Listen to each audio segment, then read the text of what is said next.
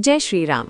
आइए जानते हैं साल 2026 में बसंत पंचमी कब है, पूजा का शुभ मुहूर्त क्या रहेगा और माँ सरस्वती की पूजा करते समय पुष्पांजलि किन मंत्रों का जाप करें। इसके अलावा आप जानेंगे आसान पूजा विधि के बारे में भी।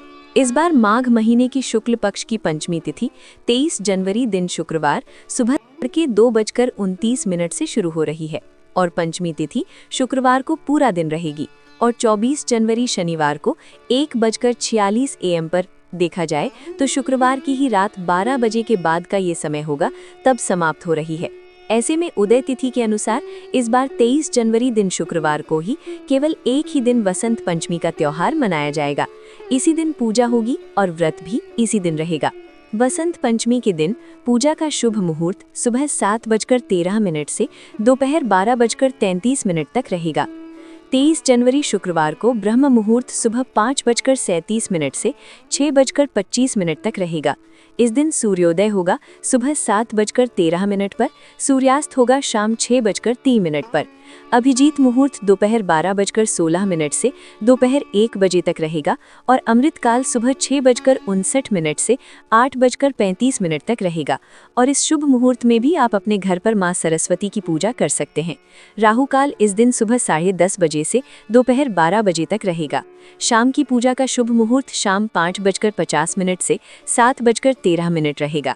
वसंत पंचमी के दिन माँ सरस्वती को पुष्पांजलि अर्पित करने के लिए पीले या सफेद पुष्प जैसे गेंदा, चमेली हाथ में लें और माँ सरस्वती जी का ध्यान स्मरण करें और ओम सरस्वत्यै नमः पुष्पाणि समर्पयामि या अन्य पुष्पांजलि मंत्र बोलते हुए पुष्पों को श्रद्धापूर्वक माँ के चरणों में अर्पित करें।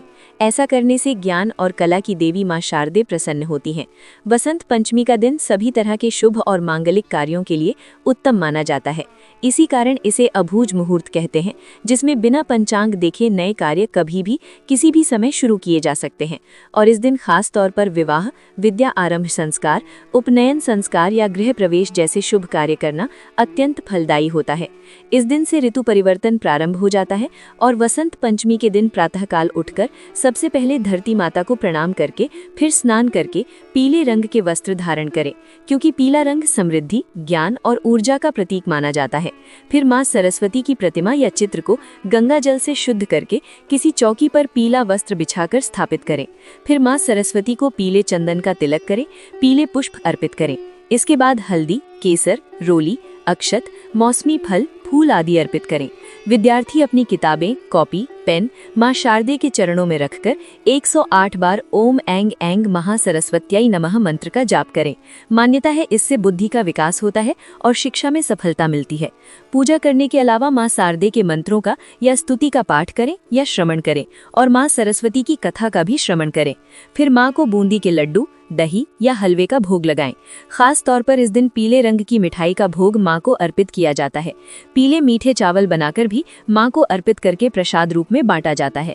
आरती उतारने के बाद हाथ जोड़कर पूजा पाठ में हुई गलतियों के लिए क्षमा मांगनी चाहिए।